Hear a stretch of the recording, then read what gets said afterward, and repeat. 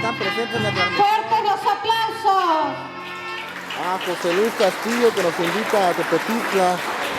Para allá lo vamos a acompañar el día 4 por ahí para que nos espere con Es grato contar con la presencia del ingeniero Joel Nochebuena Hernández, Saludos presidente para Rosy municipal de este hermoso municipio de Atlapesco.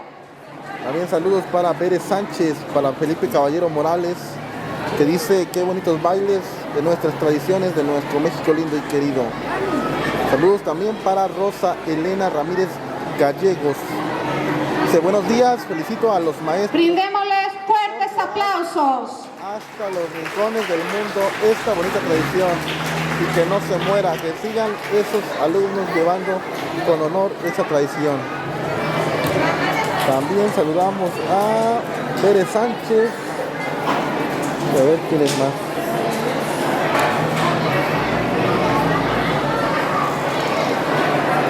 Saludos para Rosa Elena, que dice por qué no lo puede poner en la televisión. Igual en mi casa no lo puedo poner, no sé por qué no acepta el Facebook. Antes sí se podía, ahora ya no creo. Pero si busca en YouTube también estamos... La danza, bailada al ritmo de sones y guapangos, simboliza la materialización de las almas de los muertos, que vienen a celebrar y a disfrutar de la comida que se les ofrenda. Con gran entusiasmo recibimos a las señoras de la comunidad de Atlasco